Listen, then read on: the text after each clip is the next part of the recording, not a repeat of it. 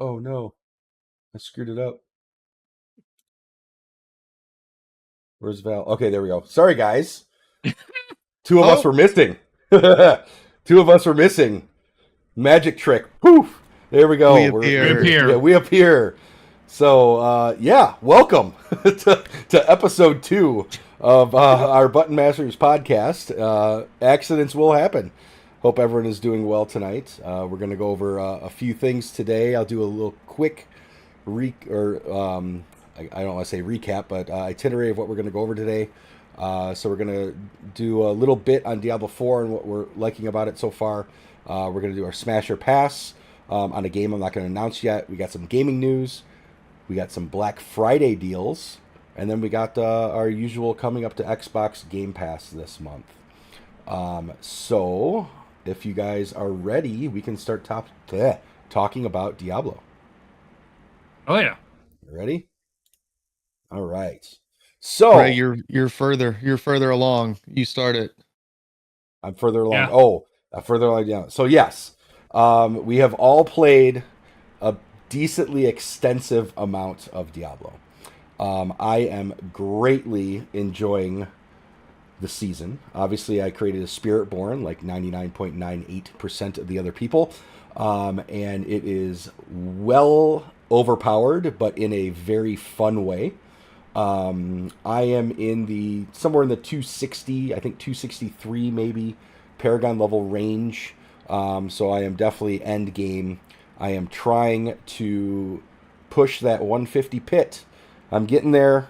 My issue, and I don't know, well, you guys probably haven't run into it yet, but once you get into those higher pits, almost every single like elite group are damage resist. And that's like almost impossible to kill them at that level. So you have to kind of like move on and try to find another group. And the problem is, if you bring that damage resistant group, that damage just spreads to everything you've brought them to. So it's very difficult. It has a lot of, in my opinion, you have to have a lot of luck on your side with the RNG of how the pit lays out. At least with the build that I'm doing. I'm doing the what is it called? The Crushing Hand build. I know a lot of people are doing that, or Quill Valley is the most popular one. But it is great. I think the climb to 300 is ridiculously long, and they do need to cut that down.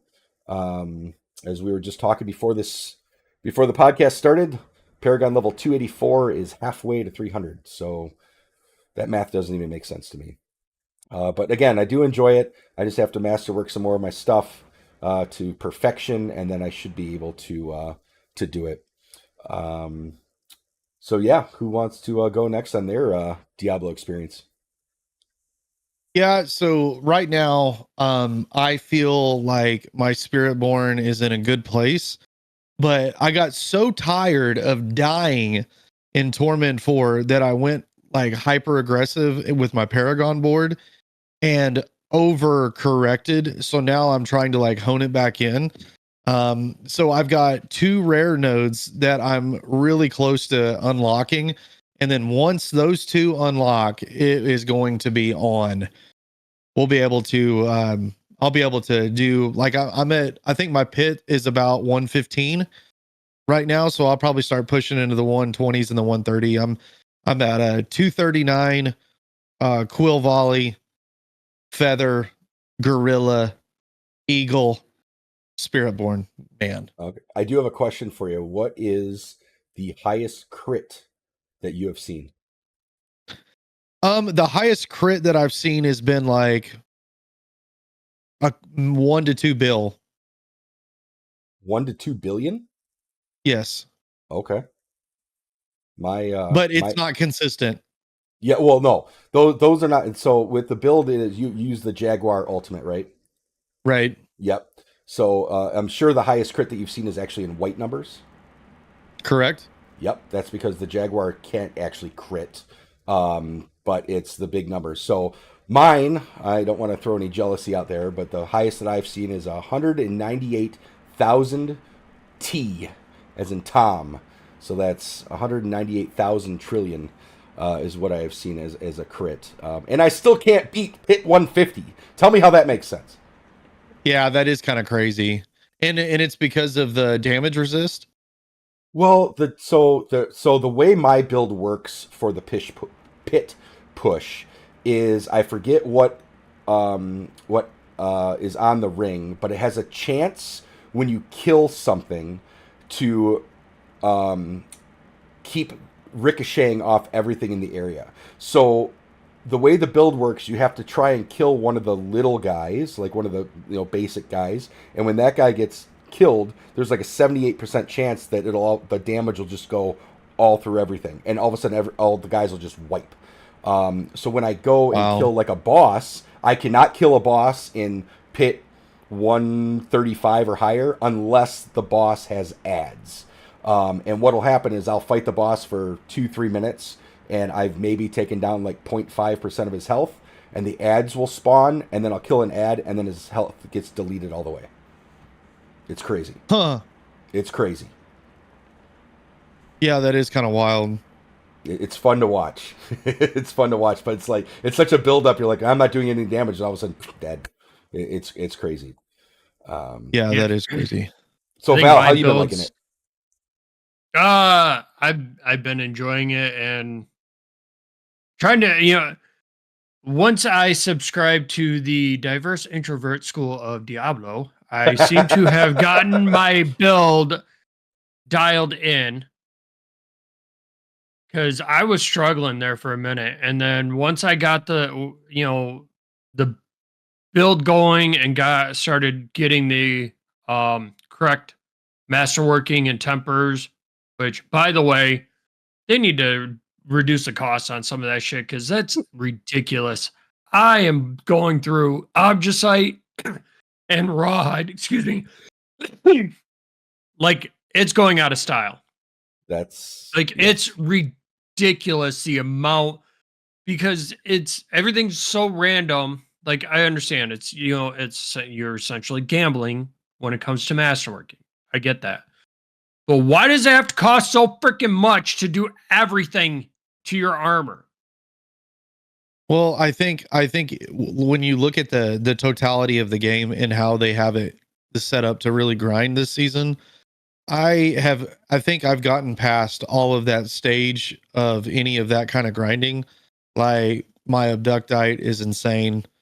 I have so many mats, I have so much gold, and it's not that gold, big of a yeah. deal.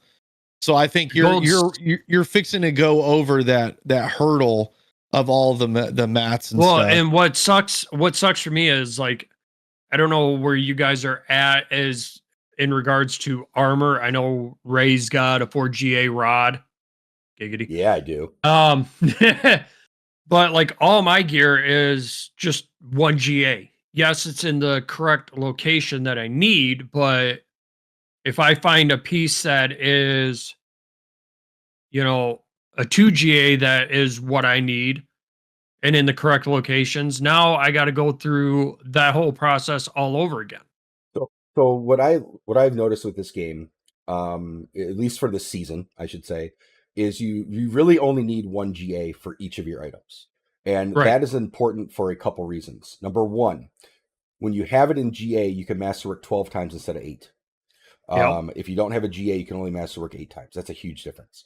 And as long as you get the GA in the right, you need the GA in the right thing, whatever you need in that for that piece. Most of my pieces is max life because my build does damage based on how much what is it called? Barrier that I have, and the more life you have, the more barrier you have. So I stack life.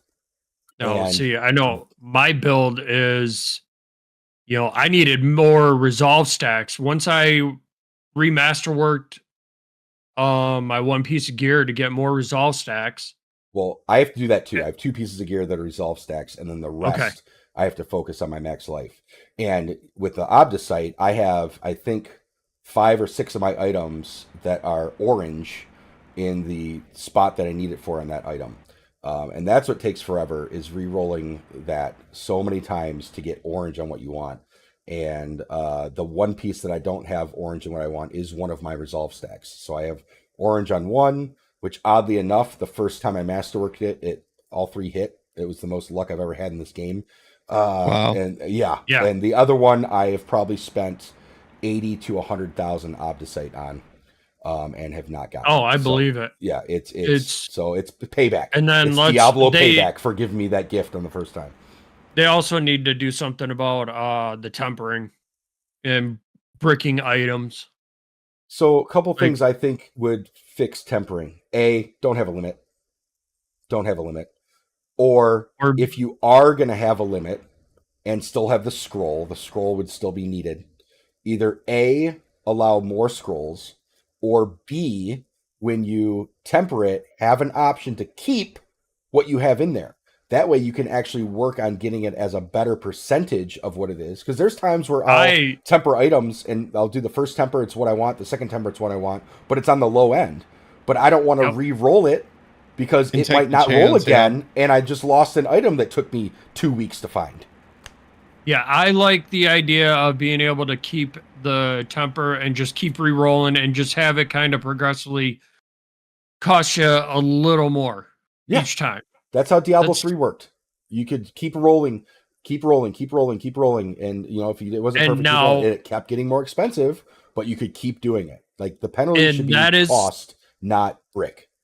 And I think that's the common denominator that I've been seeing on social media and regards to tempering is that they need, that's kind of the route that they should go, simply because they're, people are getting sick and tired of breaking items. Like you said, spend 3 weeks, a month trying to find this item.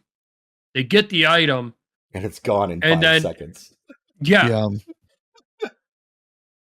Like, it's dreading, you're not relieved to get the item. You're dreading the tempering process because you don't want to brick said item. You get excited to get it, and then you're like, "Oh no, I gotta do." Now this it's stage 2. Yeah, stage 2. Yeah, the fuck you stage. So yeah, it's like you're playing a Souls game, and you finally get the boss, and then all of a sudden there's another stage to the boss. Yeah, yep. And you spent a week trying to get to that point, or 100 deaths or whatever.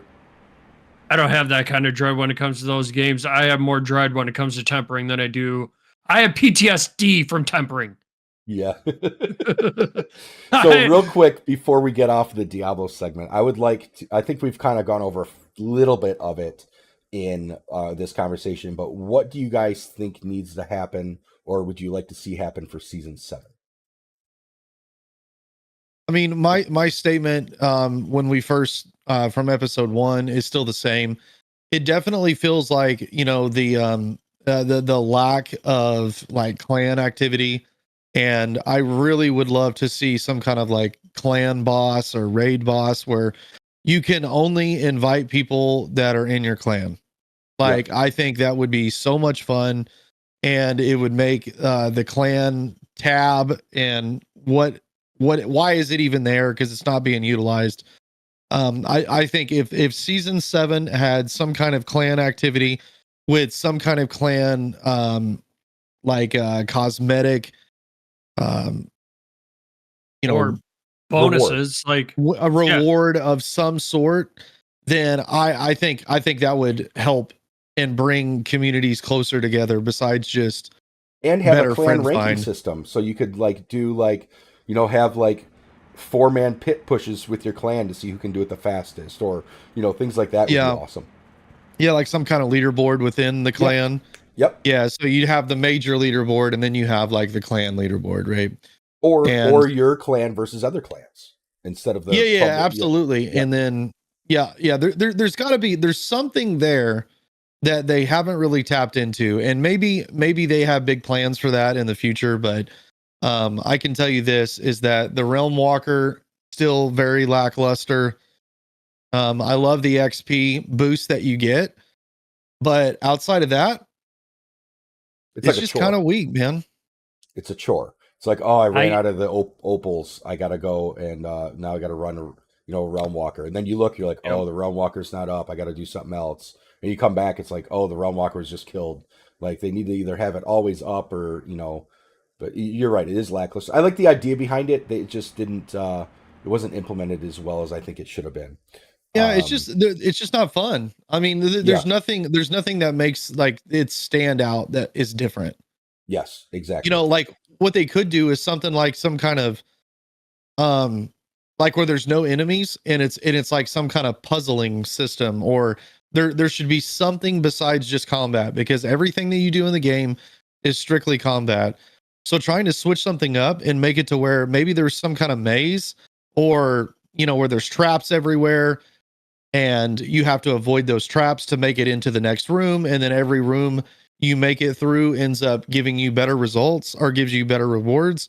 Yep. I just feel like there's other things that you can do in the game besides combat, and they're not utilizing that. So I would love to I see actually that. never thought of that to do that, and Diablo's never done something like that, and maybe that could be why. But that's actually not a bad idea. I kind of like that. Um, Now I think for the next season, they need to bring all the other classes up to the power of the spirit. I think they tried to help that with this mid-season patch. I haven't played any of the other characters or looked at anything to see, because I think it was just released yesterday, to see if that actually helped or not. I did read that Rob 2628, he evidently found an unlimited damage, unlimited health Spiritborn build. So I'm gonna look into that. Oh wow. Yeah, so I'm gonna look into that, but I don't know. But yeah, they need to bring the other ones up. I don't think they need to bring the Spiritborn down. I love the ability that I'm actually able to get to a pit 150, which was nowhere near, possible before, unless you were literally, playing 12 hours a day every single day since it launched and got all the luck on your side. So bring the other ones up, and then fine tune the tempering and the I don't masterworking too. Masterworking, I mean it is what it is, but somehow do something with it so I'm not, spending a week trying to get one item perfect. Yeah. Now, one thing I would like to see, with the whole clan thing is, I think they should try and implement like clan XP. So as you and your clan members are out in the world, you're fighting doing the realm walker, you kill the world boss, you're gaining XP for your clan, and as you level up, you start getting slightly better rewards, whether it be a little bit like a five. It could be a 3% XP boost, a 5% XP boost for like level one. Level two could be extra mats at the end of run, dungeon run, boss run, all the way up to like level five, where like you do a boss run and you're guaranteed extra equipment at the end, no Okay, so matter what. you're trying to like kind of like the battle pass does with like those cinders that you get to put in, but Yeah. also have a separate one for clan and stuff. I like that. Yes. Yeah, I like Yeah. that. Yeah, that's a good idea. And I think that keeping stuff balanced is going to be the hard part when you start adding all of these additional things. And I think that's kind of what they've gotten not quite right with this season, is they added these abilities to gain extra XP, and they wanted to make it harder for you to get to 300. But I feel like maxing a character out now, which I guess you only have to max one out now, and Correct. then you're done. You just got to get gear for any of the other ones. So I do understand why they did it, but at the end of the day, it's like I don't know if I'll ever get to 300 with my build before even the end of season, and I've played a shit ton. I have And too. And now, I mean, we're over halfway through the season now, I think, or just about halfway. So if you're not at mm, 284, you're not halfway there. So that means you got and to increase your gameplay. my brother's basically done with the season. Oh yeah, He's I know at he's done. He at the he's played he's 3 times as much as me, and he's still not even at 284. yeah he yeah. There's just him and I were talking last night. Like there's no meat left on the bone for him, and he's not even close to 300. Like for Yep. me, there's still some meat to chew off the bone. Yep. But for him and for someone else we know that just cleared a 150 pit, there's that's like they're at that point. Like my brother can roll through a 145 pit, 140, 145 like it's nothing. Yep. So I think they've got to they just got to correct that and make it to where, because once I complete everything, I'm done with the season. I don't care what my level is. Yeah. Well, if I complete Pit 150, then I'm done. Unless one of my friends are like, "Hey, can you help me boost through this?" I'll definitely log on and help them with that. But once I do a 150, I'm done with the season. There's nothing else to do there, unless bragging rights, just to get a 4-star GA in every slot, or I mean that's bragging rights at that point. If I'm doing a besides, once December 6th hits, yeah. Diablo what? Yeah, exactly. Diablo so I gotta make sure that happens before December 6th, Marvel Rivals. So, all right. So I think we touched enough on Diablo 4. Recap: we all like the game. It definitely has its gripes, but we all like it. We're going to continue to play it. I'm excited for Season 7, whatever they do. I hope to hit Pit 150 soon so I can take a nice break. But that sounds good. I think we really enjoyed it. Yeah. But before we get into the next segment here, I think we need to talk about what we're drinking. Okay. We can do that. You go first. You brought it up.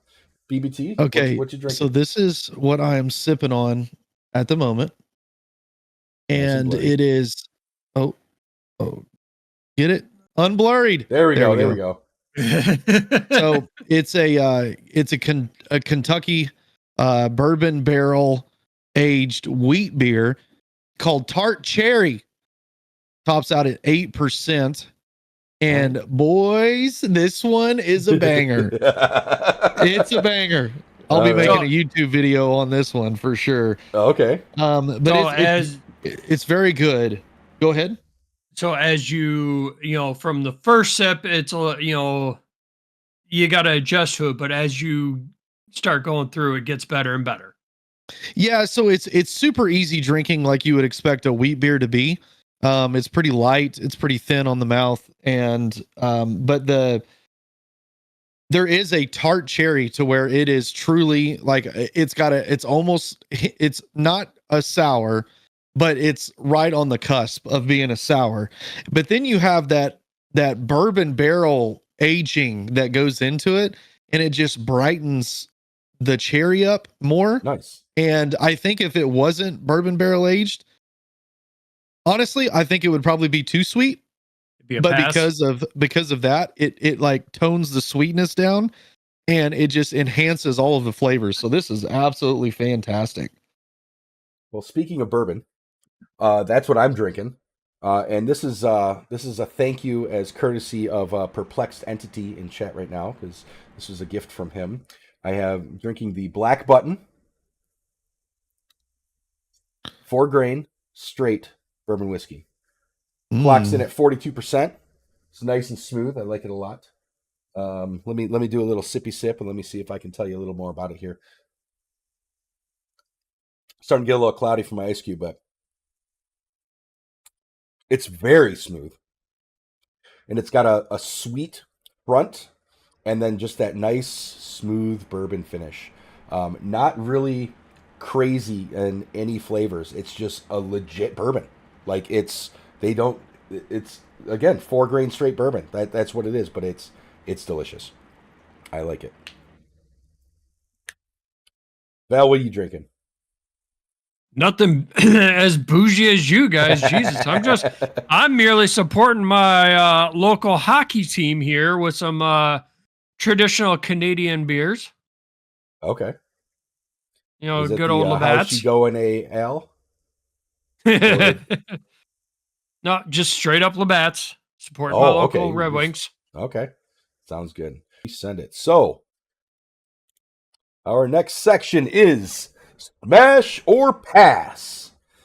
And the game today, which oddly enough came out today, is Stalker 2 Heart of Chernobyl. I have just heard good things about the game. I have not watched anything on it. I have not read about it. Some of my friends are like, you need to see this game. You need to see this game. You got to get this game. It is on, well, we'll talk about it later, but it is on Game Pass as well. So you can get it through Game Pass and whatnot. But we will do what we did last time. We will first watch a video of the official trailer for the game.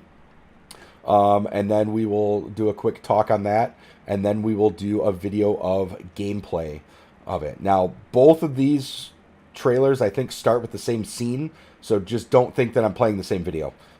They just kind of start with the same scene, ironically enough. So, all right, you guys ready? Yep. All right, let's hope my stuff works here. Let's see.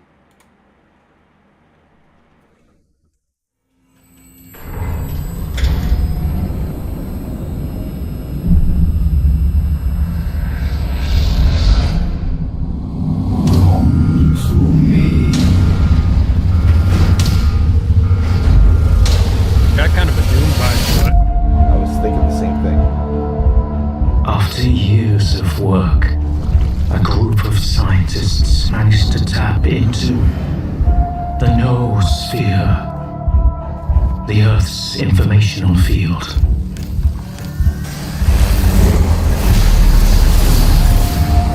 An achievement comparable at best to the conquest of space.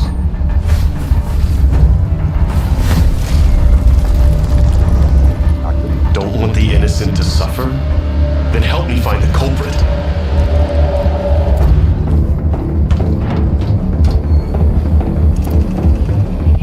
And who the fuck are you? We got Irish guy in We have Chernobyl. a decade later. The Zone, in our image, after our likeness.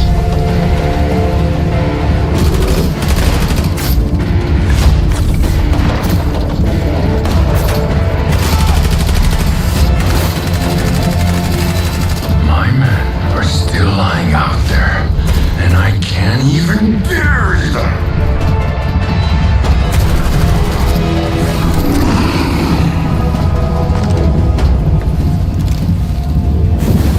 Okay, so it's kind of got a Tarkov feel to it. Shot by loners, found with a stone around his neck, thrown off a cliff, torn apart by dogs.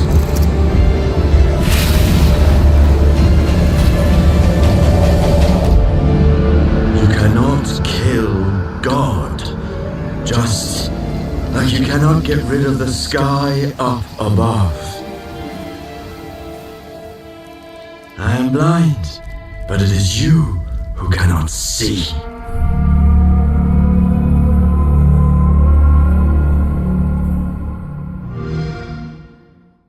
Huh. So to me, it looks similar to a lot of shooters, but I think the story is going to have a lot to do with it. What do you guys think? Oh yeah, It looks very story. yeah, because I think it is single in the player, isn't it? beginning, yeah, I think so.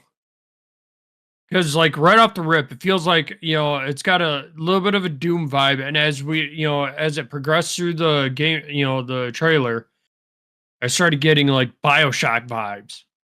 Yeah, a little bit with that that lightning thing that went Yep. around. It looked like he had something in his hand that could do that. Those grenades then looked almost like a shock or like an impulse grenade, which was kind of interesting. I love the And effect then- of everything around it being like warped. That was pretty sweet.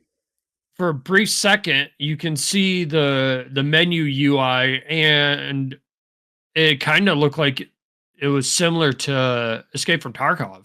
A little bit. Yep. All right, so So- let's Yeah. actually watch. Oh, go ahead, BBT. Sorry. Didn't No, mean to cut you up. my first initial thought on it was it looks a lot like Wolfenstein to me, just like an Oh, I didn't updated. think I don't about know that. if y'all ever played that. Yeah, a long time ago. Yeah, I played the it's original kinda one. got that like vibe Yeah. to it. A little more dark and eerie though. Yeah. Yep. Yeah. All And right, it let's is see a what campaign based. There's no multiplayer in or this, right? PvP. Yeah. Okay. I thought it was like single player campaign for sure. All right, let's watch the gameplay video. See what changes on our thoughts.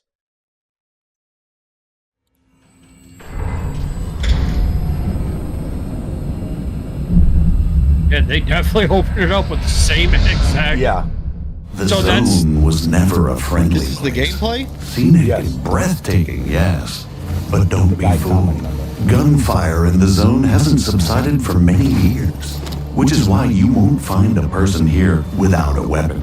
And if you need one, you might come across stashes left by stalkers who decided to hide their guns and best gear for the future. Before heading out on your next adventure, check your gear. Repair it if needed.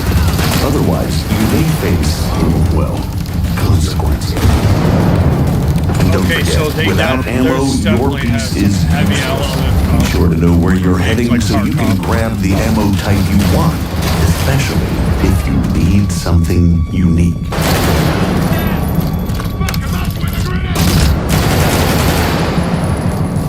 There's a tool for every scenario.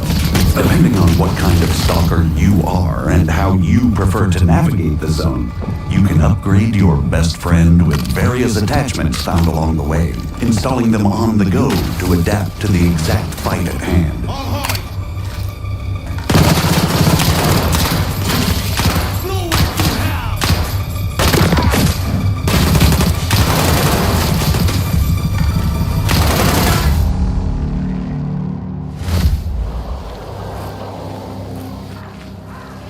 And hey, if you want to stick with your firearm for a bit longer and customize it further, technicians will be happy to assist, but not for free. These guys can repair and upgrade your gear to suit your gunfight style, making it more specialized for specific circumstances, or vice versa, turning it into a versatile tool for any situation.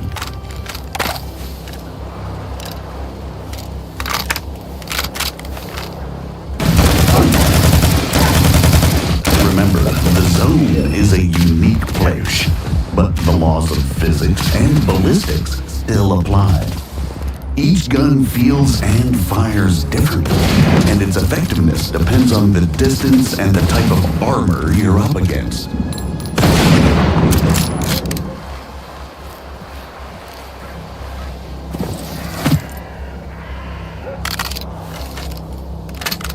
That's why, my friend, preparation is key to survival. But don't forget, this place is full of surprises. Why? Because video game. The more you know the zone and expect the unexpected, the better your chances of living another day, exploring her mysteries and secrets, Wendigo. and reaching the goal you've set for yourself.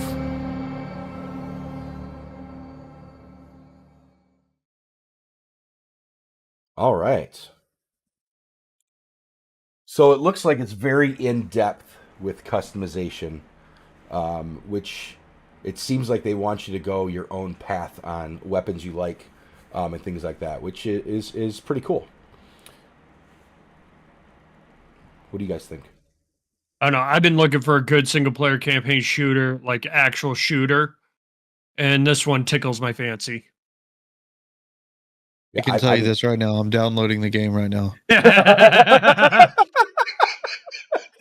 It's actually downloading on my screen. He beat me to the punch. Oh man, I will download it. I don't want to get into it yet because obviously I just got into Dragon Age. So I still got to finish Wukong, but I'm gonna download it. Yeah, that game's gonna take me a bit, but I might dabble with it a little bit in between.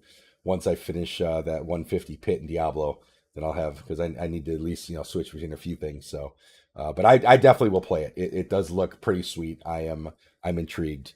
Squatch Watch said the only thing that he's not liking so far is realistic gun movement. As far as recoil, seems hip fire friendly. I don't know. I didn't really get. They didn't do too much hip firing in that, but it did seem to hit a lot of shots with the hip firing. So I guess I can see where you're going. Oh no, but at the same time, whoever was doing the gameplay trailer couldn't hit the broadside of a barn if he was standing 2 feet in front of it. Even when ADS, for sure.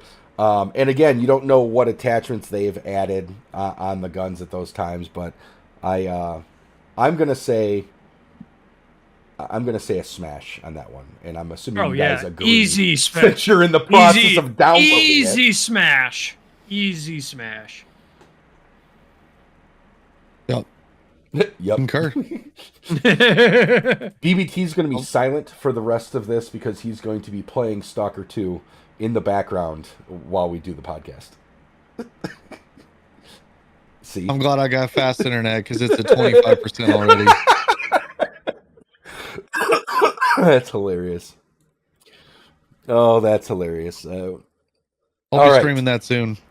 Yeah. Okay.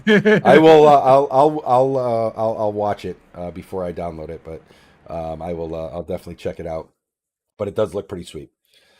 So, all right. Welcome back. Welcome back, Hall. All right, you guys ready for the next segment? This is gonna be BBT. Oh boy. Is gonna take Hold over on. this segment here. Before we get into it, I need to go get another adult beverage. Okay. Yep. But All right, let's move on. yeah. Okay. Go ahead and introduce us to what we're about to talk about, BBT. All right. Let me pull up my notes.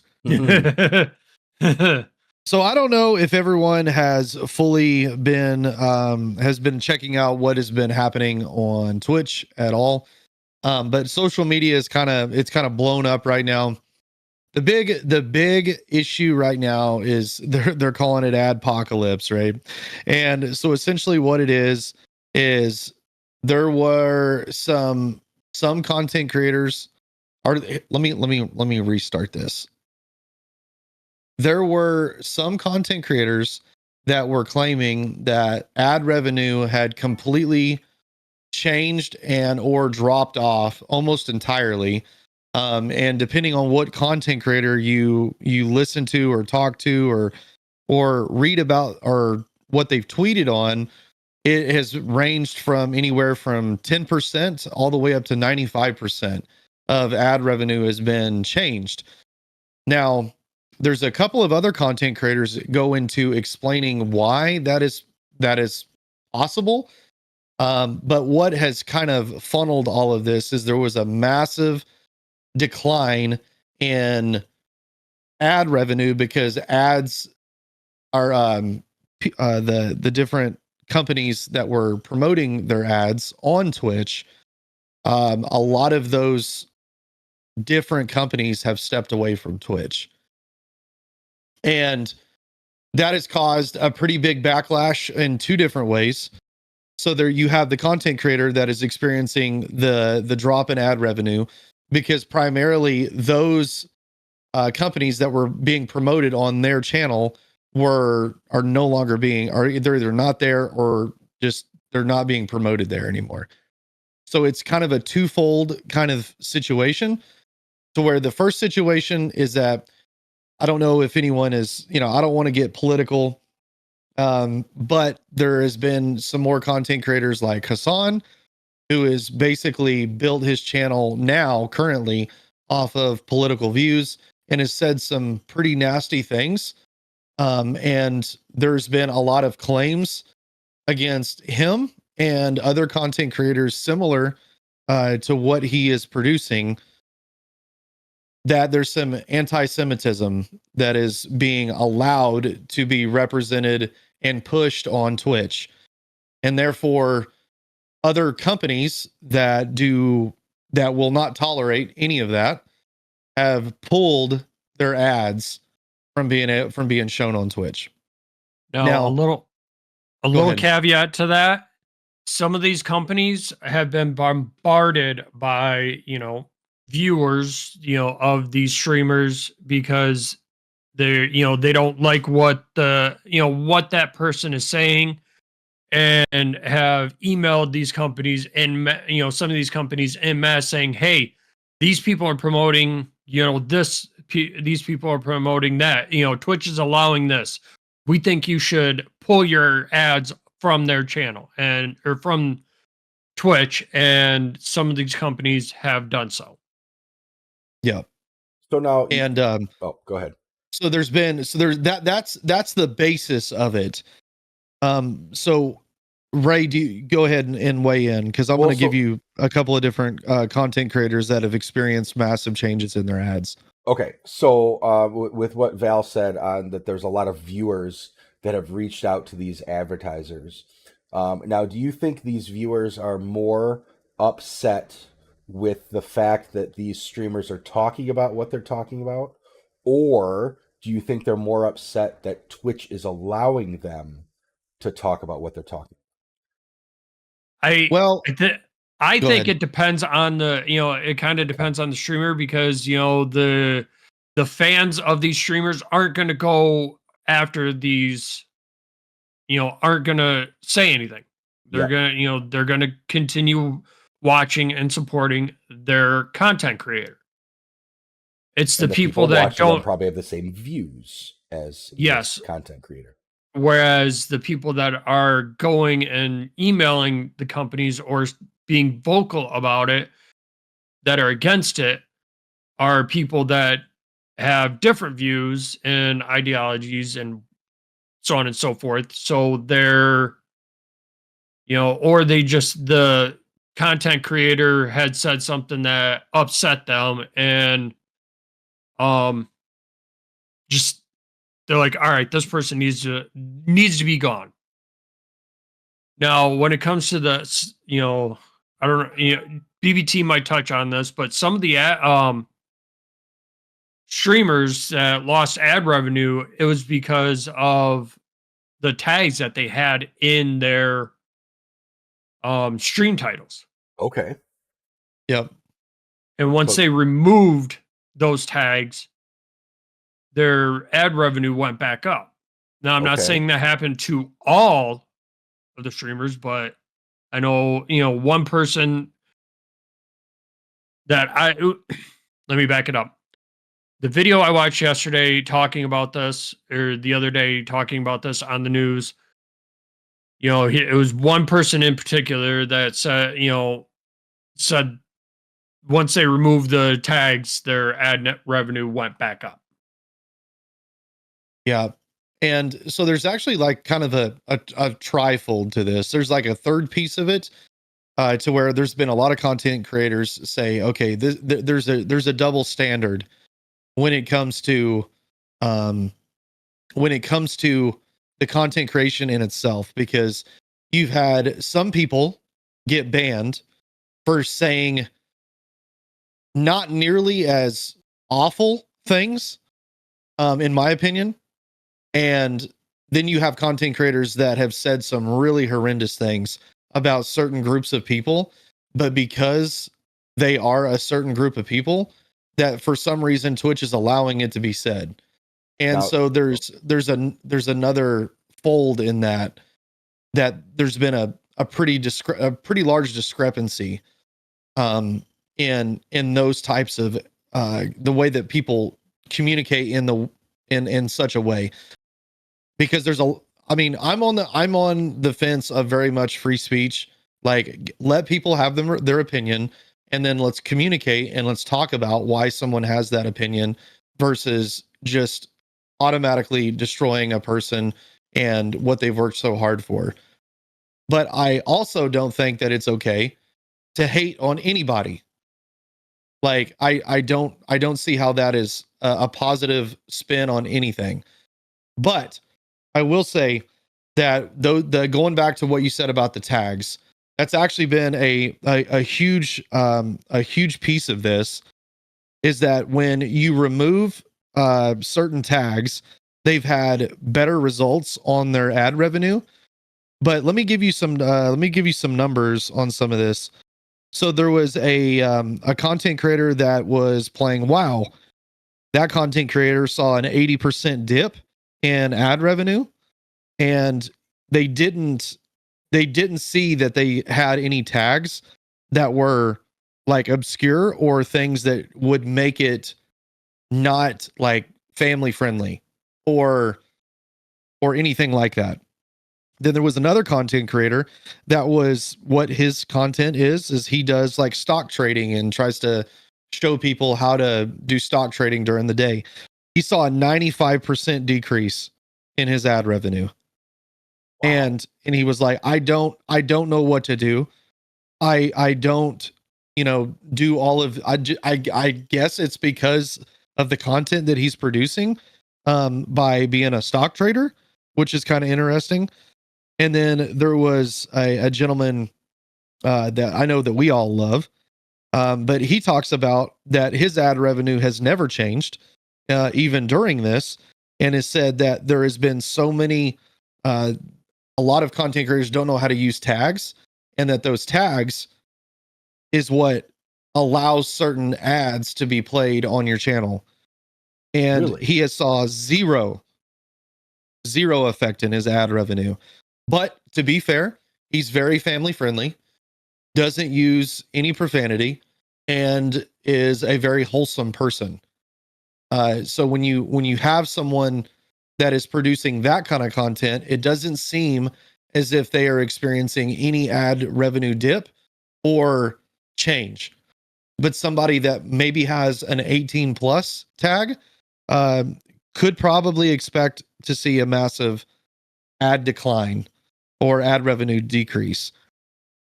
So it's kind of intriguing. So now I think as a content creator, you're going to have to evaluate what ads or what tags you're going to have to put on your channel so that you do not see a decrease. Now, I will say when I looked at mine, I saw a 18% decrease in ad revenue. And I do not have any tags that I think would flag, but I need to do some more research on why that 18% drop. I That's actually interesting. don't use any tags on my Twitch, and maybe I should start using them as long as I'm gonna use the right ones. I mean, I still consider my stream 18 and up because I swear and things like that. So Yes, I and wouldn't say it's overly crazy. I'm not dropping f bombs every 8 seconds. Hey, If now. Val's playing with me, who knows what happens? But but with the 18 plus, if you look at Twitch and look at what they consider 18 plus, it's not just swearing. Yeah. It's alcohol. If you're even if you're taking a little bit of a sip every hour or something like that, you still have to have that that 18 plus content. Or if you which I do as well. What did BBT say earlier? When he popped his in, little mouth pillow, lip pillow, lip pillow. That falls under the 18 plus content. Right here. Yep. 18 plus. It doesn't matter if you don't have to be blatant about it, but you at the same time, you still have to have it there. So if that's one of the things that is dropping your ad revenue, you almost have to stop and think, okay, do I want to try and revamp my image to be more family friendly so I can get rid of that, remove that 18 plus tag, or do I try and just stay whole, true to myself and continue on the path that I'm on and just live with the dip? Or do I want to switch and stream on YouTube instead of Twitch? You can do that as well. You know what I'm saying? Yeah. But it's one of those things that, you kind of got to weigh your options. Like for us 3 here, we're part-time, content creators, more so myself than, you two, because you guys stream quite a bit more than I do. BBT's live longer than I'm at my regular job. So, yeah, and I'm basically double full-time, man. You are. Yeah, absolutely. Not basically, you are. Whereas my line of work is so, is kind of volatile as far as like times. There's times where I could be at work till 6:30, 7 o'clock at night. I don't have, I have a set schedule. But it varies. Yeah, it varies. It depends on, weather could come in. We could get rain, and that completely changes how our schedule is set up. And we've got to shift crews around to different job sites or send crews home because everything that they got to do is outside work. So, Yep. I don't have, so for me, someone like me who really doesn't get much in ad revenue and things of that nature, none of this affects me as much. Yeah, the Yeah. more that you stream, But the more it'll affect you.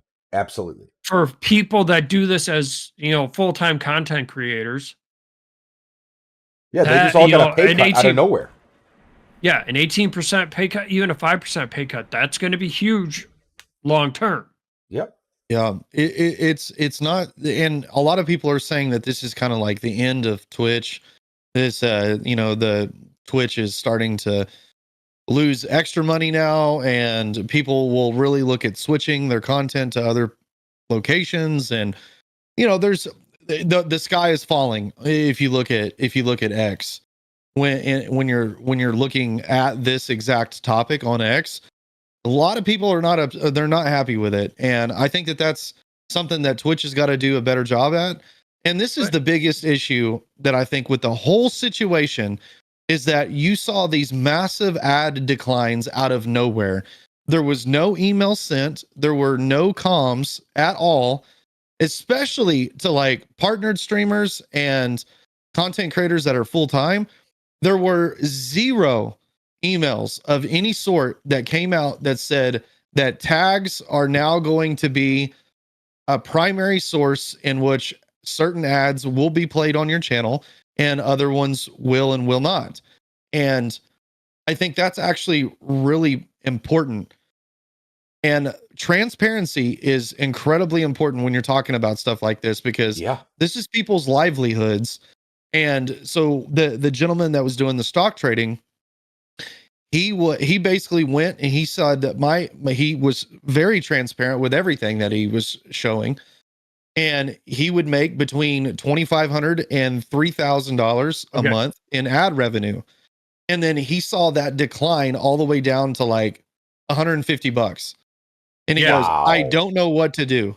Like, this is crazy. I saw that. I think that's the video you sent me, Val. I saw that. Yes, that was. And, he was literally like up in arms, like how, like, I mean, could I take a $3,000 a month pay cut and be okay? No. Let's not get it twisted. Everything that BBT just said is part of Twitch's MO.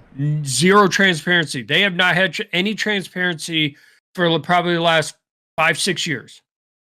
Yeah. Twitch has, what they do is they fuck around and find out. They're like, well, let's just do this and see what happens.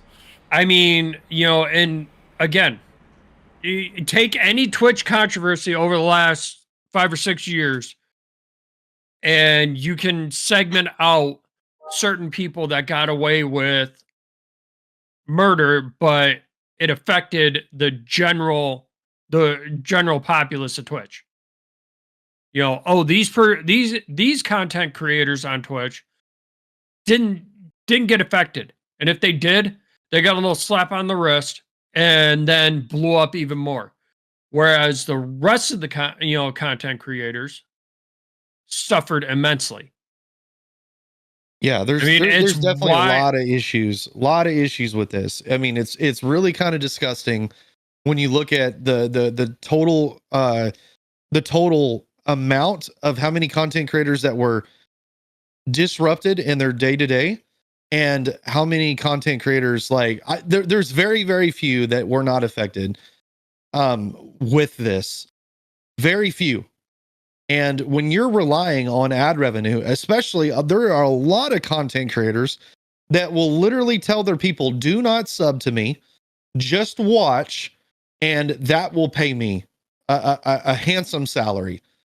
And in that right there, there's those content creators are the ones that are really, really, really getting hit hardest, is because when they are not promoting their channel to be sub to, but they're promoting of just being there and participating. Like, that is the big populace that is really taking this in the worst of ways. Twitch management has needed to change for a very long time, much like a certain NFL team. Anyways, No, it's God been damn it, Val. One star rating. All right, so no, but all seriousness, Twitch has been in this position where, you know, certain groups, like their bread and butter streamers, can, you know, they will bend over backwards to make sure that these people are taken care of, and they don't care about the people that are, you know, the little guys. You know, they don't give two flying fucks if these people who stream for fun, or you know, are just now getting to the point where they can, you know, almost go full time, are affected, as long as the and people that they're bring hitting the in big 30. streamers the most because of ad revenue, and that's, you know, the majority of what Yes, they make. but And all Twitch is doing is stabbing themselves in the back, because the big Yeah. streamers is what makes them the money. Does Twitch make money off me? Yeah. How much? Nothing that they would ever see a figure change. It's not going to put them in the red. But no, but you fuck over 4 or 5 of these big streamers with ad revenue, and they all switch to YouTube. You just saw yourself a 20-30% cut in revenue, and then you're freaking out. yeah, Yeah, I mean, I think that they're banking on just their overall viewership. That's going to hold them, because they do have more concurrent viewers than any other site in Agreed. terms of live broadcasting. Now, another thing that is really kind of disgusting, in my opinion, is that there are certain things that are allowed to be said as long as it's a part of a certain group of people that can say it. That should And not be allowed. that should not be allowed, period. Yep. And because there's That's- multiple content creators that I do watch that have said something that was out of pocket, and they received a ban, and it was rightfully implemented. And then there are people that are pushing a certain agenda that can say whatever the hell they want, and for some reason they do not get they don't get the same treatment.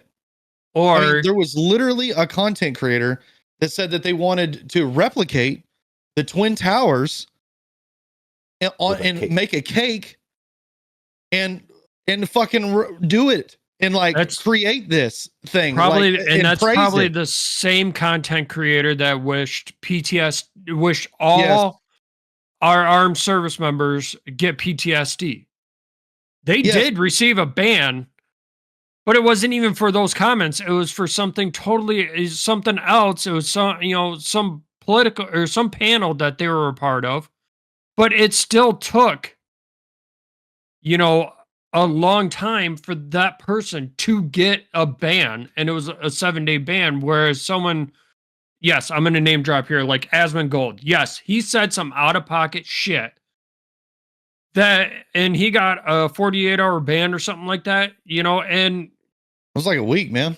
was it a week? Like 5 days, I think. Okay, I knew it wasn't, you know, like a lengthy time, but still, he said some out of pocket shit that even, you know, it's like, okay, he needs to be reprimanded. And he even acknowledged it, that he needed to be reprimanded, because the shit that he was saying was so far out in left field that even, you know, he had so many people like, dude, not cool. And I'm just, that's an oversimplification. Still, Yeah. like That cool. he went back. I think he listened to what he said, and you know, he reflected on. He's like, you know, what Twitch did, they banned my channel for X amount of time, and I deserved it.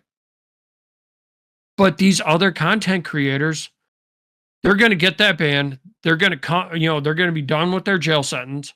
They're going to come back, and they're going to continue saying that same left field out of pocket shit until somebody else bitches and complains to where they get another ban. And it's going to be the same thing over and over again. Because if I receive a ban, you know, my first ban's 24 hours, and then it goes up from there. But it's, you know, I got 3 strikes, and then my channel's deleted. These people will get banned over and over and over and over and over again, because they're making Twitch money. Exactly. Yeah. We probably don't need to hit this too much more, but No, I think we hit it's it. Yeah, no, yeah. Twitch is doing some really fucked up shit that I can't get on board with on any circumstance. And I mean, it has made me like really consider, why am I streaming there if this is the type of things that they're going to allow to Type happen? of environment that they are willing to allow to be created. Yeah, it's wild, man. But All right, so enough of Twitch. We hit that hard. Real quick, one more piece of gaming news. I'll let Val talk about this one because he's the one that brought it up. The Xbox Handheld. We're going to touch on it real quick. We don't know much about it. We Well, just wanna they're- go over it. Phil Spencer was asked in an interview, about the interview was covering a bunch of stuff, and he had mentioned that they are wanting to get into the handheld space to try and compete with the Steam Deck. But And I he honestly also think they don't need that because you can the Xbox Cloud you can play on your phone, your tablet, and so you have that cloud option on any device. But he now. said so what are they it's- going to do to make it better?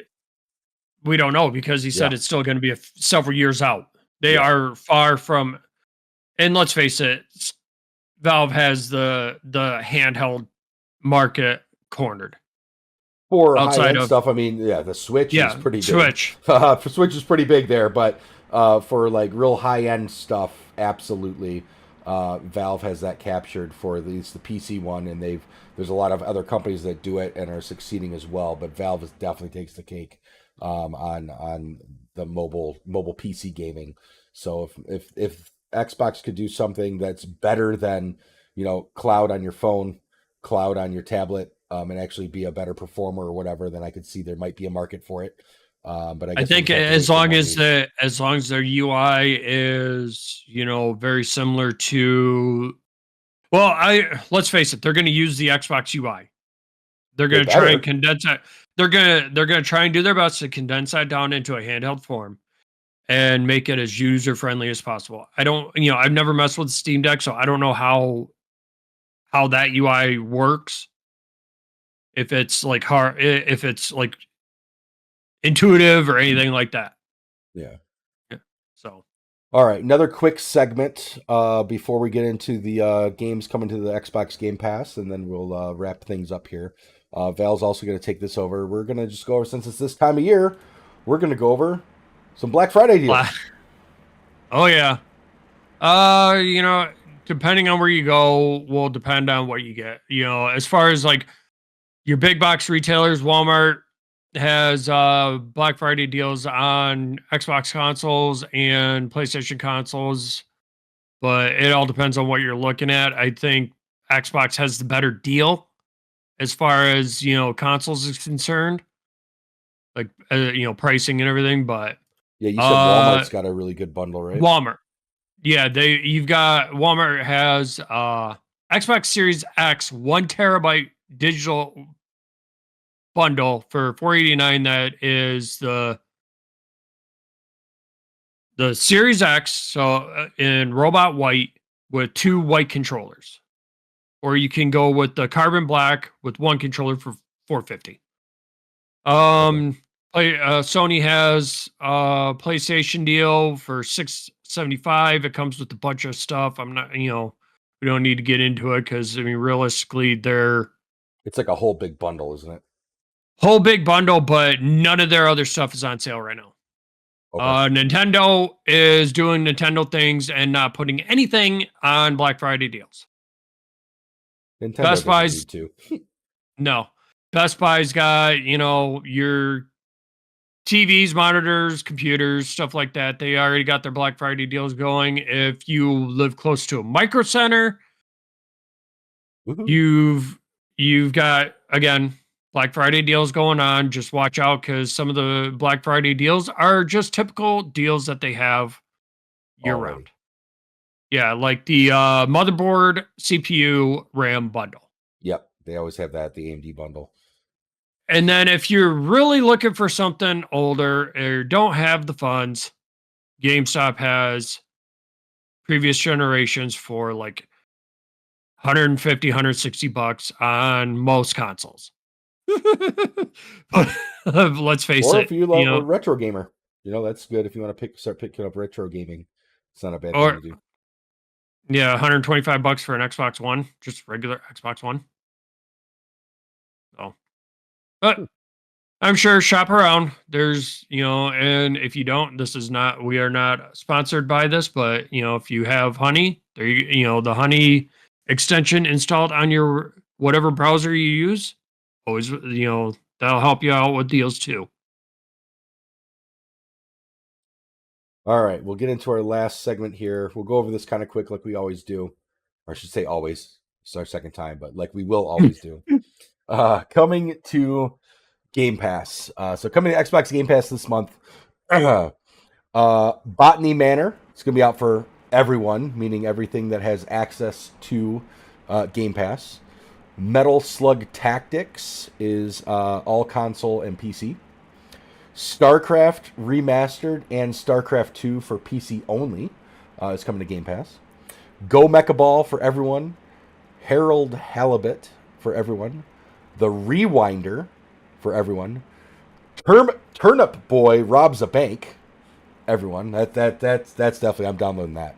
The Goat Simulator Remastered. That feels that Turnip Boy feels like it's similar to Cuphead. I've never seen it. I know nothing about it, but when I think of that, I think about Super Meat Boy. But yeah, Goat Simulator Remastered, Series XS, PC and Cloud. Spyro Reignited Trilogy. Man, I remember Spyro for, what was it, the PS2? Was that the first one for it? I don't know. Yep. My younger sister played it. That's coming out for console, PC, and cloud. Microsoft Flight Sim 2024. There's a lot of people big into Flight Sim, so that's a big one. And that's for the Series X and S, PC, and cloud. And as we talked about earlier, Stalker 2, Series X, S, PC, and cloud.